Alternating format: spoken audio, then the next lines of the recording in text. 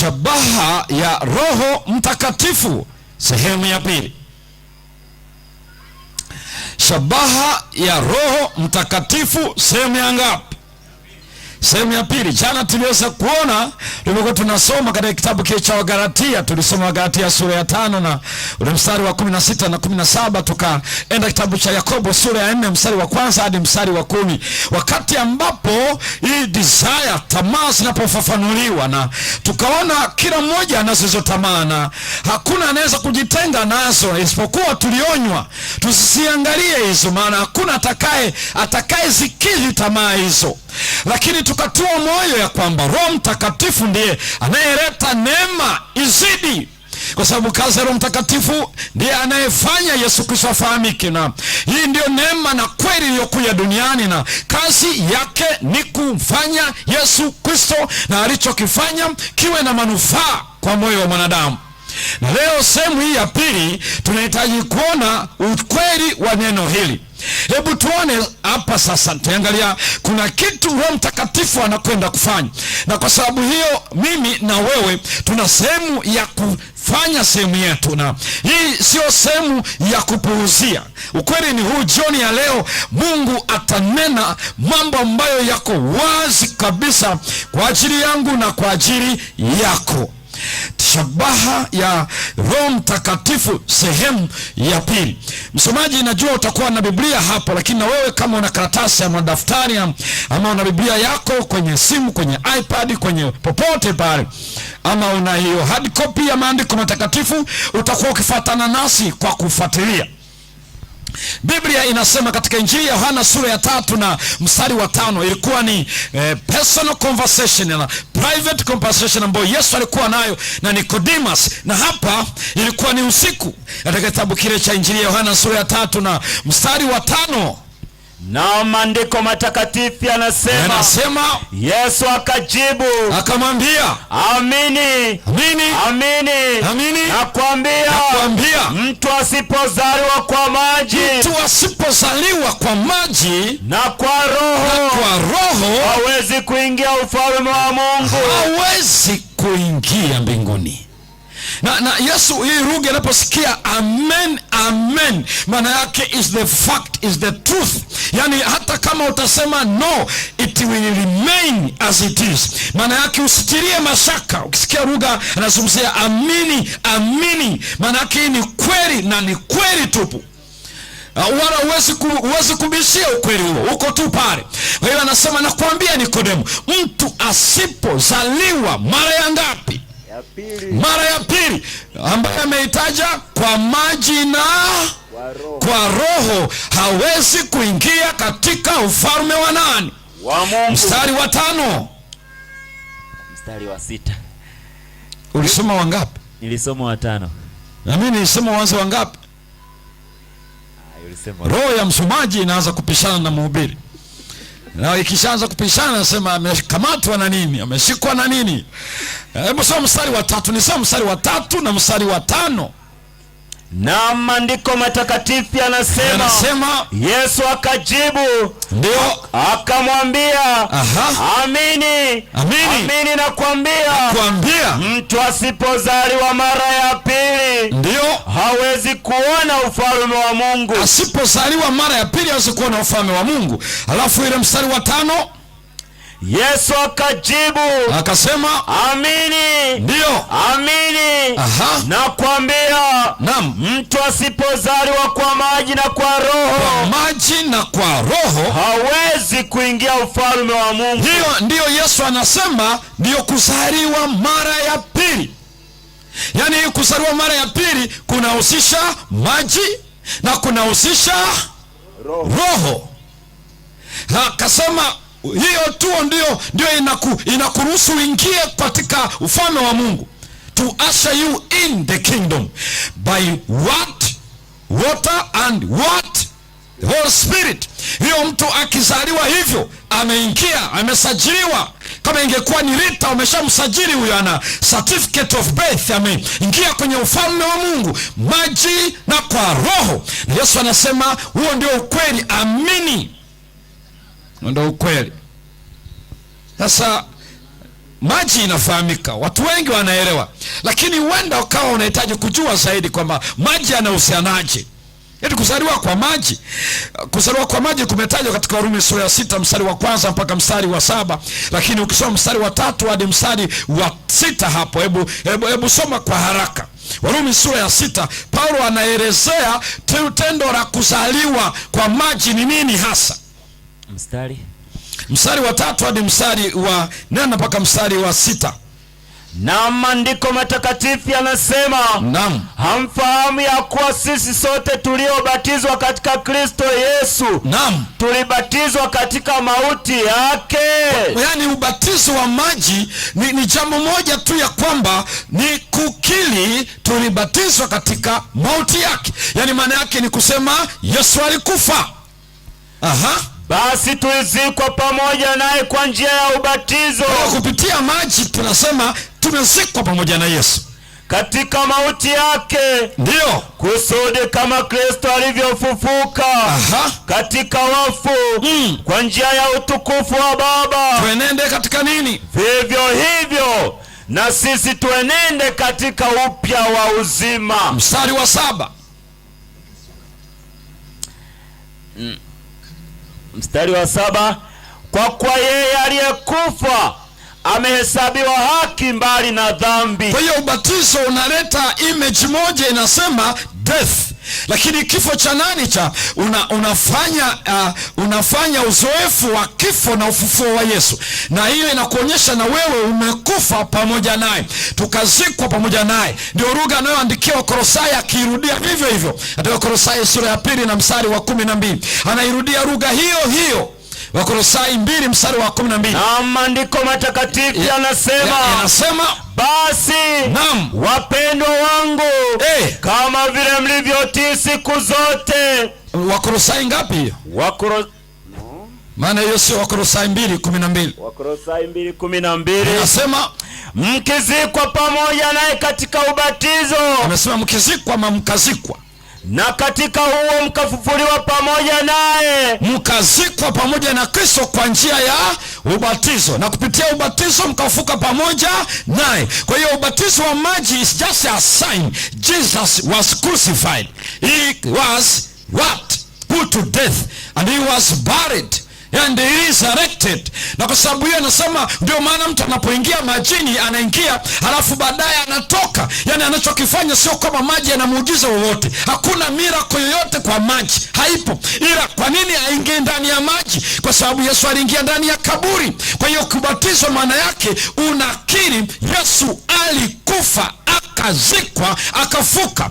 For what? That was death to sin. Na hiyo anayekufa kadhalika anayepitia ndani ya maji anawaambia wanadamu hivi, dunia nzima mimi ninakufa kwa habari ya dhambi. Hicho ndicho kinachoelezea. Lakini kwa nini anasema hiyo ni saini moja? Na anasema asipozaliwa kwa maji na kwa roho, ambayo ndio tunakuja kuangalia why the Holy Spirit, yeye anafanyaje hapo. Hebu nenda kitabu kile cha Tito sura ya 3 na mstari wa 5. Titus 3:5. Paulo akimwandikia mchungaji wa makanisa ya Krete, Tito huyo anamweleza jambo la pekee juu ya utendaji wa Roho Mtakatifu. Tito 3 mstari wa 5. Si kwa sababu ya matendo ya haki tuliyoyatenda sisi, bali kwa rehema yake, ndio kwa kuoshwa, kuzaliwa kwa pili, na kufanywa upya na Roho Mtakatifu. Yani sikiliza, Roho Mtakatifu anachokifanya anatuzaa yeye na kutufanya upya. Ukienda kwenye tafsiri za Kiingereza, renewal, regenerate, to regenerate maana yake ndiye anayeanzisha mchakato wa coming up. Yani ni kama kitu kiko chini hapa halafu kinakuja juu.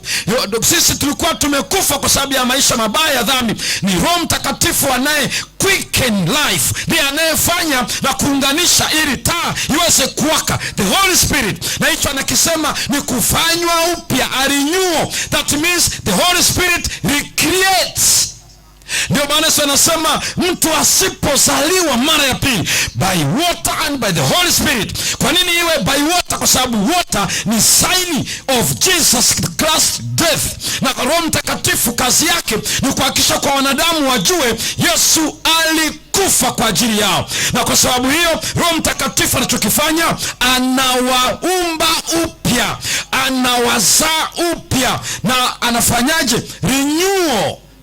Na hii renewal maana yake ni new creation. Ndio maana tunapoumbwa katika tumbo la baba na mama, tumbo la baba na mama, watu wasema wani la mama peke yake. Singia kwenye mjadala wa kibiolojia, maana tutaenda kwenye chromosomes mpaka tuchungulie ndani, na alafu ije vituko vya kiviloko hapa. Hapa anaeleza ya kwamba kama mimi na wewe ulivyokuja katika dunia hii ambayo ni kwa kuzaliwa, huo ilikuwa ni kuzaliwa kwa mara ya kwanza, ambao kwa hakika huo kila anayekuja hajatuma barua ya maombi. Ndio maana hakuna aliyetuma barua ya maombi azaliwe Tanzania, azaliwe Dodoma, azaliwe na wale wazazi. Na wala hata ukiwauliza ilikuwaje hawatakusimulia. Maana hata wengine tulizaliwa kwa bahati mbaya, hata hawakuwa na taarifa, lakini tulikuja. Ni kwa sababu hawatuambii. Walikuwa wanataka kujipanga, wakashangaa mimba. Kama ni wa kweli uje waulize. Na watoto wengi wa wanadamu wa siku hizi wanakuja kama dharura. Wala tosi wachukie. Kubaliana kwamba angalau ulikuja hata kama kwao ni dharura, lakini kwa Mungu haikuwa dharura. Haleluya. Hicho inaitwa kuzaliwa mara ya kwanza. Lakini mara ya pili ni kwa Roho Mtakatifu. Na kama ni kwa Roho Mtakatifu, anafanyaje yeye? Kuzaliwa kwake, kutuzaa kwake, analeta kutuumba upya, renewal. Na sasa hapa ndipo anatuumbaje upya, wakati tuna mwili huu, tuna size hivi na skin color hii na hiki namna hii. Yeye anaumbaje? Mbona tukioni hicho anachoumba kipya ni kitu gani? Renewal. Anafanyaje hicho? Ndicho nafuatilia sana jioni ya leo. Anafanyaje hicho? Kwa sababu kama ni kwa maji yanaonekana hayo hapo, lakini baptism of the Holy Spirit ina take place how? Inafanyikaje hiyo? Lakini anasema hiyo ndio renewal. Na anafanyaje hiyo Roho Mtakatifu? Kitabu cha Warumi sura ya 12 na mstari wa 2. Warumi 12, uone para ambako target ya Roho Mtakatifu ilipo. Na akiruhusiwa afike hapo, analeta uzao upya kabisa. Kitabu cha Warumi sura ya 12 na mstari wa 2. Na maandiko matakatifu yanasema, wala msifuatishe namna ya dunia hii. Bali mgeuzwe kwa kufanywa upya nia zenu. Kwa kufanywa upya wapi? Wapi? Nini inafanywa upya? Nia. Sasa sikiliza vizuri. The target of the Holy Spirit is on the mind. Nia. Ukiangalia version inasema the mind, the intelligent part of you. Hapo ndipo the Holy Spirit targets. Hapo ndipo target ya Roho Mtakatifu, kwa sababu renewal, a new birth of the Holy Spirit inalenga kwenye mind.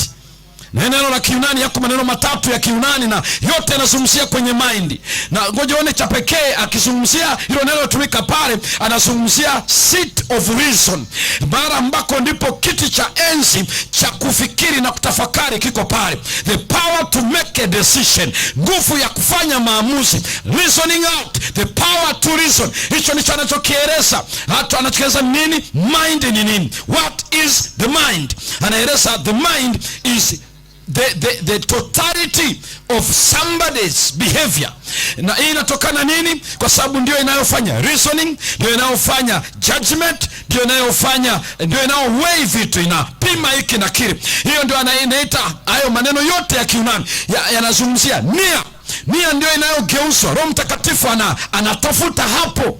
Kwa nini? Hicho ndicho kinacholengwa, kwa sababu ndicho kinachomfanya mtu akisema ana tabia mbaya, huyu ni mbaya, tabia yake haifai. Maana yake ni kwamba ni habari ya mind. Hata ukisoma ile Isaya, tutasoma hapa ule Isaya 1:18, njooni tusemezane asema Bwana. Kiswahili kinasema tusemezane, lakini ukija katika lugha iliyoandikwa pale, come let us reason together, yani maana yake involve your mind, maana yake weigh things up.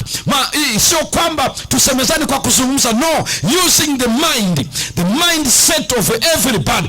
Hichi ndicho ambacho Mtakatifu anadili nacho.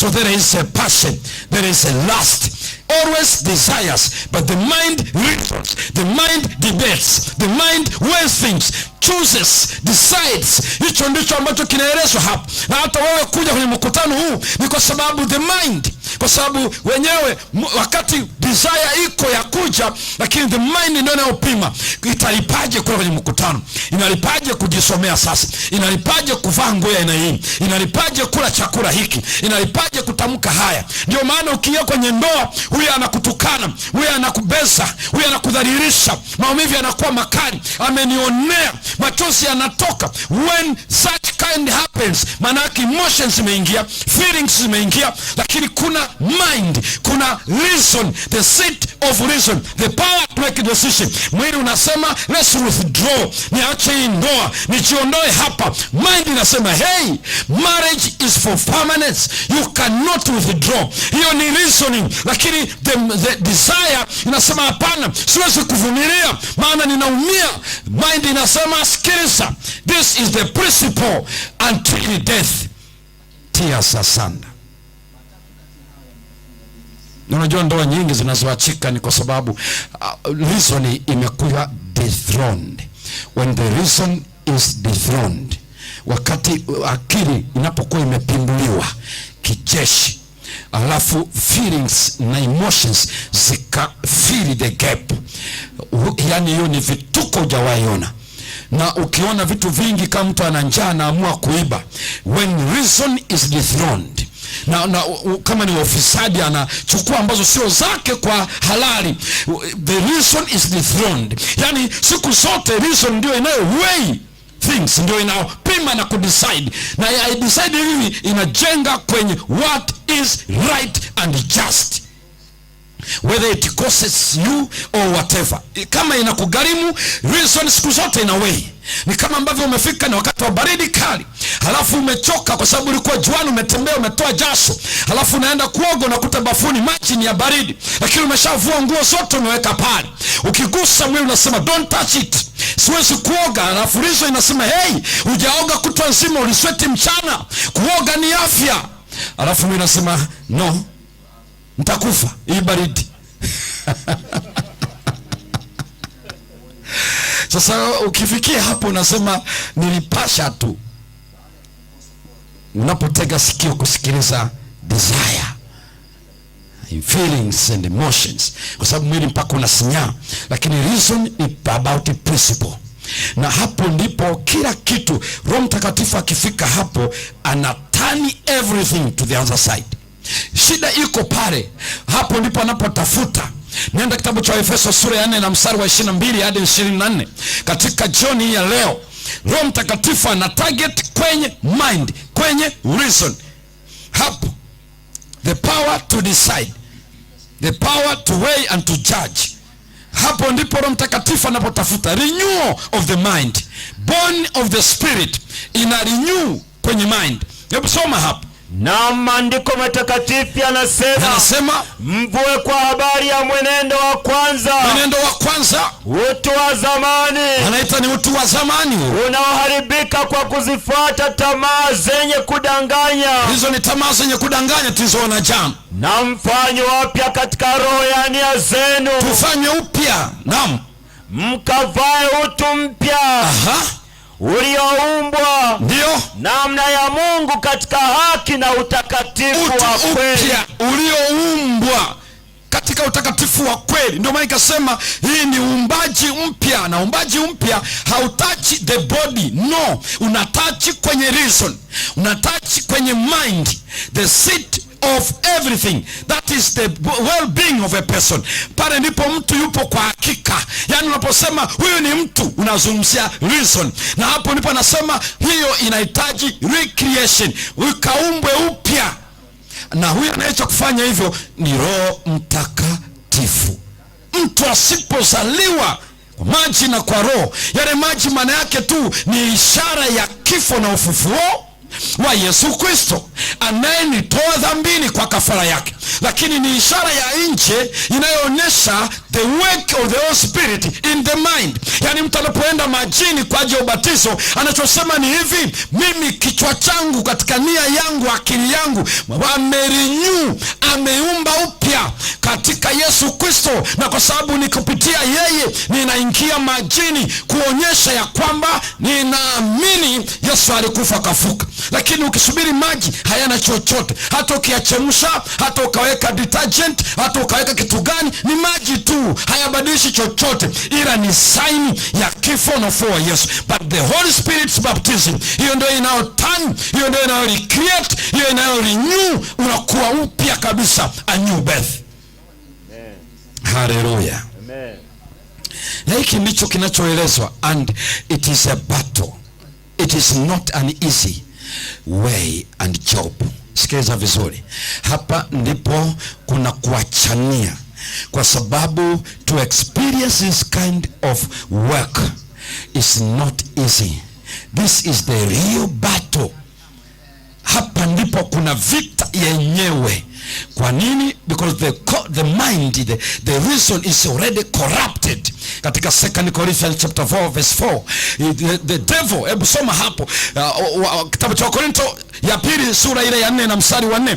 Mkuu wa dunia hii amecorrupt hapo kwenye reason, na kwa sababu amecorrupt kupitia namna tu, kwa sababu ya dhambi za dunia, tukacorrupt kwa sababu ya malezi ya wazazi, tukacorrupt kwa sababu ya mafundisho ya jamii, tukajifunza vitu hivyo vikakaa vikatia giza. Wakorinto ya pili sura ya 4 na ule mstari wa 4, soma hapo. Ambao ndani ya Mungu wa dunia hii. Mungu wa dunia hii imeanza na small letter M. The God of this world, anasumzia Satan himself. Amefanyaje msomaji? Amepofusha fikra zao. Amepofusha, ametia giza kwenye fikra, ambayo ametumika kama neno fikra, lakini ndio hiyo kwenye mind, kwenye reason, the intellectual part of a person. Hapo ndipo Ibilisi naye ameweka kwenye kiti chake, na ndio maana the Holy Spirit anakuja dethrone that one, na kuondoa ile pasia na kuzaa upya. Yani kinyang'anyiro kiko hivi, ni kwenye hapo kiti hicho cha enzi ambapo ni reasoning, ambapo ni the mind, Ibilisi anapotafuta, na hapo ndipo Roho Mtakatifu anatafuta, na hicho anachereza, amepofusha reason, fikra, mind, nia. Na sasa kwa sababu ni hivyo, tuna experience battle. Kwa nini inakuwa hivyo? Kwa sababu hapa ndipo unahitaji ufahamu ya kwamba tunapitia hivyo. Nenda kitabu cha Warumi. Nenda kitabu cha Warumi sura ya 8 na mstari ule wa 6 hata mstari wa 9. Na maandiko matakatifu yanasema, kwa kuwa nia ya mwili ni mauti. Nia ya mwili ni mauti, bali nia ya Roho ni uzima na amani. Uzima na amani. Mpaka mstari wa 9 anasemaje? Kwa kuwa ile nia ya mwili ni uadui juu ya Mungu. Kwa maana haitii sheria ya Mungu. Haitii sheria ya Mungu, wala haiwezi kuitii. Wale waufuatao mwili hawawezi kumpendeza Mungu. Wanaofuata mwili hawawezi kumpendeza Mungu. Lakini ikiwa Roho wa Mungu anakaa ndani yenu, if the Holy Spirit resides in you, ikiwa Roho wa Mungu anakaa ndani. Hiki ndicho kitu ambacho nahitaji ufahamu. Yani anayeweza kureserve akariverse your reaction ni the Holy Spirit. Ikiwa Roho wa Mungu anakaa ndani yenu, nini kinatokea msomaji? Ninyi hamfuati mwili. You will be no longer going after the flesh. Yani unajua mwili una demand siku zote, una demand ile desire uncontrolled, desire unfulfilled, desire of the self. Siku zote una drive with the driving machine. Lakini Roho Mtakatifu akireside, then that will be the end of everything. Ndio maana nasema kuna pambana, ni Roho Mtakatifu pekee akiingia inakuwa stop. Yale mengine yote yanayoninyanyasa. Ndio maana ameandika maneno haya, Roho Mtakatifu akimwongoza mtume Paulo katika Warumi sura ya 7. Rudi hapo kidogo uweze kuona mstari wa 15 mpaka mstari wa 25. Kile ambacho Paulo mwenyewe ali experience. Ndio maana mtu mmoja kauza swali sema, pasa nisaidie kujua wewe umepitiaje experience before I relate myself. Sikiliza alichoeleza Paulo hapa. Anaeleza alichopitia katika mchakato wa maisha yake alipokutana na Roho Mtakatifu katika vita ya uhalisia, the real battle. Hebu soma hapa. Maana sijui nifanyalo, sijui nalolifanya, kwa sababu lile nilipendalo nisifanye, silitendi. Lile nalolipenda silitendi, lile nilichukialo ndilo nafanyaje? Ndilo nalolitenda. Lakini kama nikilitenda lile nisilolipenda, na ikile sheria ya kuwa ni njema, kwamba ni njema, basi sasa ndio si mimi nafsi yangu ninayetenda hilo, bali ni ile dhambi ikayo ndani yangu. Kwa maana najua ya kuwa ndani yangu mimi, ndani ya mwili wangu alikai neno jema alikai. Kwa kutaka nataka jambo jema, kutenda ninakosa kutenda. Kwa maana lile jema nilipendalo ndio silitendi, bali lile baya nisilolipenda ndilo nilitendalo. Basi kama lile nisilolipenda ndilo nilitendalo, si mimi nafsi yangu nilitendaye, bali ni ile dhambi ikayo ndani yangu. Basi nimeona sheria hii ya kuwa kwangu mimi nitakaye kutenda lilo jema, lipo lilo baya. Kwa maana naifurahia sheria ya Mungu kwa utu wa ndani, lakini katika viungo vyangu naona sheria iliyo mbali. Katika mwili wangu kuna sheria iliyoko mbali, inapiga vita na ile sheria ya akili zangu, inapambana na sheria ya akili zangu, the power of my reasoning. Yani mwili unapambana kudithoni reasoning, ili nikose kufanya right decision towards the Savior. Na kwa sababu hiyo na kunifanya mateka ya ile sheria ya dhambi iliyo katika viungo vyangu, hii nifanye kuwa mateka wa upande huu. Ole wangu masikini mimi. Ni nani atakayeniokoa na mwili huu wa mauti? Namshukuru Mungu kwa Yesu Kristo Bwana wetu. Hapo Paulo anaeleza experience kwamba anataka lilo jema ni hili, lakini katika kutenda anashindwa, na akafikia tu akasema sio mimi. Manake it's not my decision, it's not my willing, it's not my whatever, but it's sin within me. Hasemi ya kwamba there is nothing within me, but sin resides in me. Na kwa sababu anakalia, ole wangu maskini mimi, nani atakayeniokoa na mwili wa mauti? Alafu anasema I thank God for Jesus Christ. Maana yake any human being, you will be experiencing the same battle. It's a real battle. Kabla hujakutana neema ya Bwana, unaona it's very easy to deny this, to deny evil. But when the Holy Spirit touches your mind, brings the fact and the truth of the Savior, ndipo inapoonekana vita. Sheria ya mwili inang'ang'ana kudithoni reasoning. The Holy Spirit was in control to help you decide right. Na anasema ole wangu maskini mimi. Ndio maana mtu anasema samahani, nimekutukana tu, nilikosea. Bahati mbaya tunasemaje? Nimegafirika, shetani amenipitia. No, hajakupitia. Sin resides in us. Usije ukasema unajua nimeona tu Bwana nilifanya, nilisema kwamba kesho nitaungama na afu sitarudia. Alafu nashangaa hata haijafika wiki umeshaingia pale. Usikanushe, maana yake Satan amecorrupt the document. Na ile document ambayo amecorrupt, no one will be able to defeat unless the Holy Spirit resides. It will be the end of the battle, but it will never come instantly. It will be a continual battle.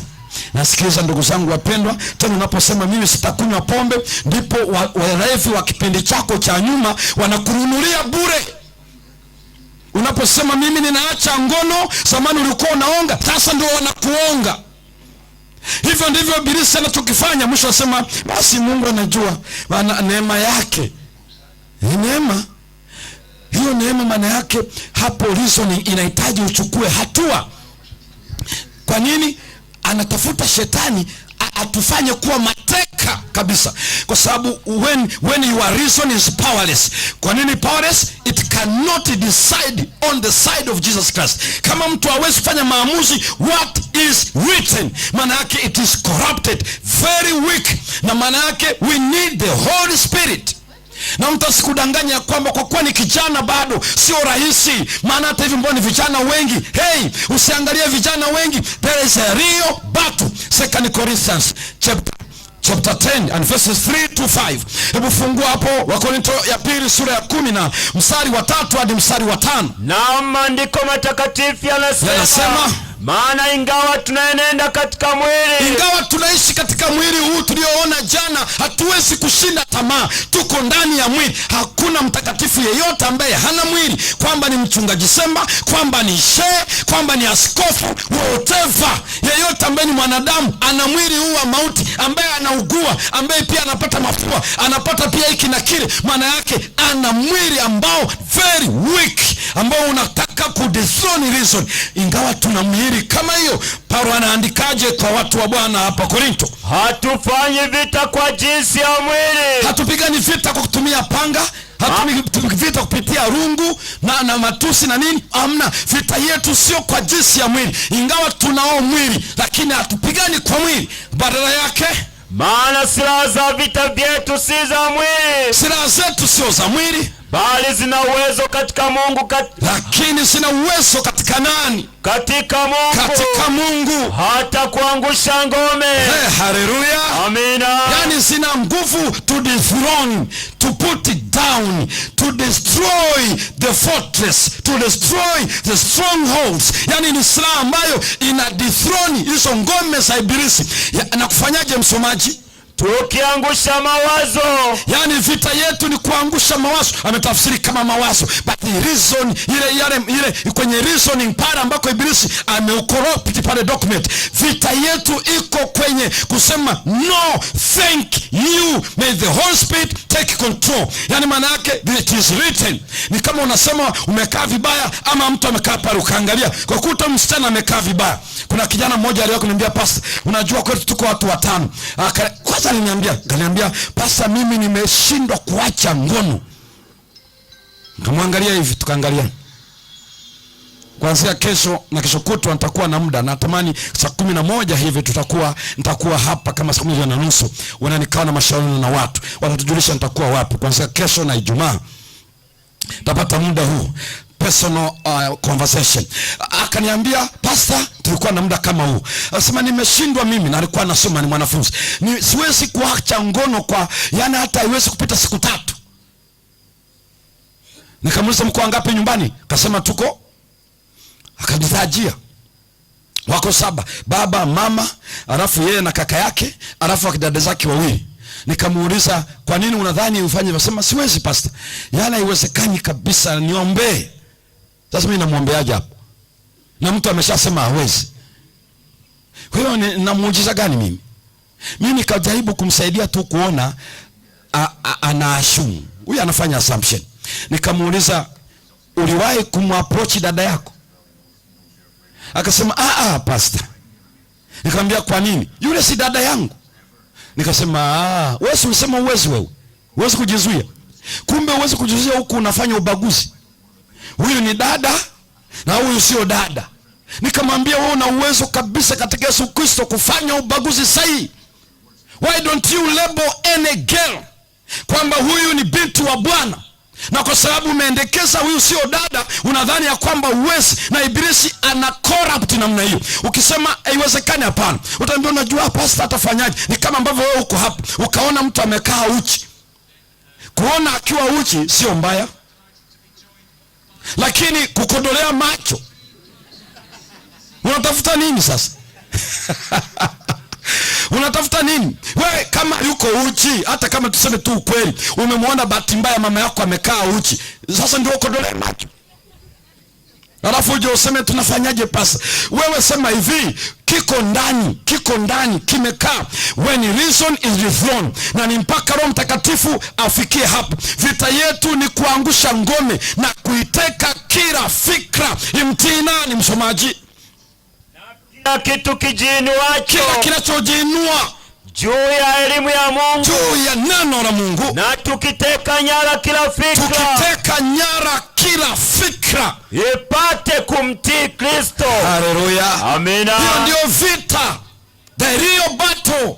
Sio kusema amenishawishi, sio kuambia alikuwa hivi na vile, hapana. Yani ni pale ambapo when desires, kwa sababu appetite desires, lust desires, lakini hapo desire unakuja kwenye reasoning where the Holy Spirit works, kwa sababu pale ndipo kuna renewal. Anakuambia no, usifanye hiki, usiue, usiibe, kwa sababu itamuua huyo, itamharibu wewe, itakuharibu na wewe, itaharibu sana wako na Mungu. Lakini kwa nini iko very weak? Ni mpaka Roho Mtakatifu atake in control. Ndio maana Biblia anasema aliye na Roho wa Mungu, huyo ndiye mtoto wa Mungu. Mtu asije akaeleza kitu chochote kile. Roho Mtakatifu ndio Yesu alisema, na hata hivyo aliandika yule Yohana Mbatizaji katika ile Marko 1 mstari ule wa 8, anakuja Yesu Kristo atawabatiza kwa Roho Mtakatifu. The baptism of the Holy Spirit is a turning point, a change of mindset. Wakati mambo yalikuwa kule yamebadilika. Nimeeleza ya kwamba maishani mwangu nimepitia battle hiyo, nimepitia vita hiyo kadhalika, and I'm still doing the same. Kila siku when it comes up you have to say no. Umeshika smartphone, unafungua tu, unashangaa na kuletea picha za ovyo za ngono. Sasa wewe unasema ya ngono kondoe macho nione. We will be defeated, kwa sababu reason inakuwa dethroned. Wewe unapoona hivyo vitu una delete, na uwezo wa kudelete, we need the Holy Spirit, otherwise you will be stuck. Yani utaganda kama kwenye barafu, na hautaisha. Siku moja utatengeneza ya pili, na mwisho unakuwa mrahibu kwa upande huo, unakuwa the follower katika mambo ya pornography. Lakini kwa nini inafanyika hivyo? Unaangalia pale kwenye search engine, unaposearch tu wanakuletea zingine. Unawezaje kuquit away from there? Uko pale unashangaa music, bongo movie na hiki na kile, lakini unasikia muziki unakuja vizuri, mdundo umekaa sawa sawa, unakwenda na mistari, wakili nasema hey man you are going to die, alafu mwili unasema this is my food, let's go together, na unadunda kama unapigwa spring, siko kwenye muscles. Na kwa sababu hiyo mwisho nasema Mungu anajua tu atakavyookoa watu wake.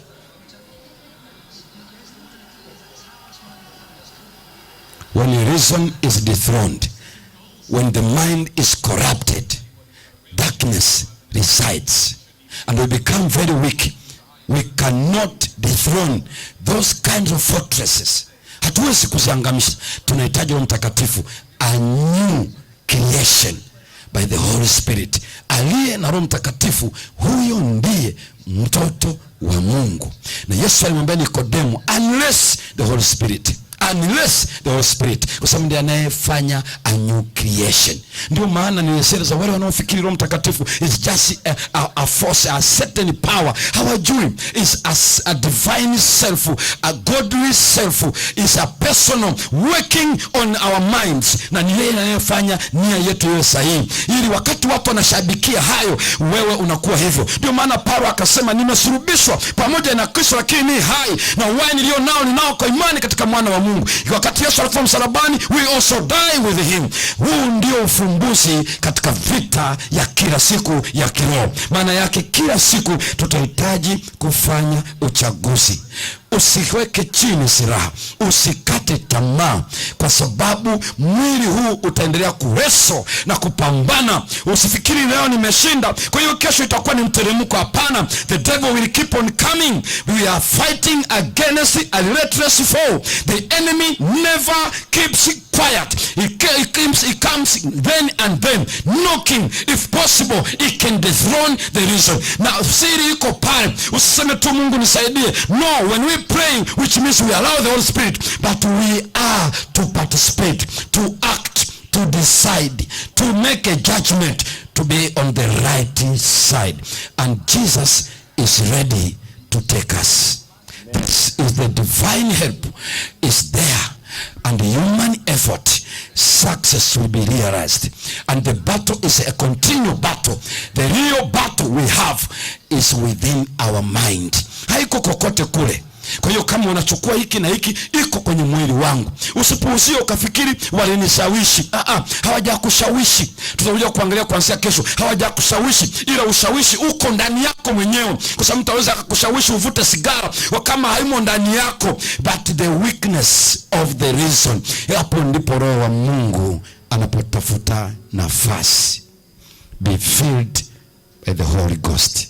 Maana yake allow the Holy Spirit to work, because without him no one will be able to stand. Hata kama atahubiri, hata kama atakuwa mwimbaji, atakuwa si mchapakazi, bila Roho wa Mungu will be a dead people on this planet Earth. Na uchaguzi wetu jioni ya leo ni allow the workings of the Holy Spirit, na aweze kufanya umbaji upya kiasi kwamba kila fikra na mawazo viweze kumtii Kristo. Maana yake ni fikra ni nia yangu na ya kwako. Nisipofanya maamuzi kwamba haya mambo Yesu nishindie, na ninafanya maamuzi unipatie Roho Mtakatifu, sio kwamba hayupo, let my soul be filled. Na kama ndivyo hivyo, jioni ya leo naweza kusema Roho Mtakatifu ingia kwangu. The Holy Spirit, namba 41 as we stand up. Roho Mtakatifu, wakati wale watu wanatuongoza hapa jioni hii ya leo, Roho wa Mungu anatamani maisha yetu sisi wanafunzi, sisi vijana, na kama ilivyo ada kwa kila anayesikia neno la Bwana, mbele yetu kuna ubatizo kwa wale ambao wanahitaji kupata hiyo renewal of the Holy Spirit, ambaye Yesu alisema unless we are baptized by water and by the Holy Spirit, kwa sababu kwa water maana yake we testify Jesus was crucified and died for our sin. Ndio maana tutaenda kwenye maji, lakini is a outward sign. Jesus has sent the Holy Spirit and he has renewed my reason, my heart. Ndio maana ninafanya right decision to stand on the side. Tunapoimba wimbo huu, kama wewe unahitaji, usikate tamaa, ukasimame na Roho Mtakatifu akushindia vita hii ambayo Mtume Paulo alipitia na watakatifu wengine walipitia na wakawa washindi. As we sing, can you go and move forward and join us here, kwamba natoa maisha yangu chini ya Roho Mtakatifu anisaidie kuwa na nguvu. Lakini pia ikiwa ni miongoni mwa watu ambao wanatamani kwa ajili ya ubatizo, ungana na hawa pia. Mungu akujalie jioni ya leo. Roho Mtakatifu kiongozi, amini. Tunapoimba wimbo huo, tembea pale ulipo. Tembea tu pale ulipo, na sio lazima usubiri mpaka tuanze kuimba. Hebu tembea tu hapo ulipo. Roho Mtakatifu kiongozi, amini. Tembea tu uje hapo. Bwana kubariki. Tembea tu. Allow the Holy Spirit to work. Kwa sababu mimi na wewe, without him we are nothing. Tembea tu. Ndiye atakayetusaidia kushinda vita. Bwana kubariki. Tembea tu. Yesu anasubiri mashujaa wanaofanya maamuzi kuwa upande, kuteka kila fikra na kila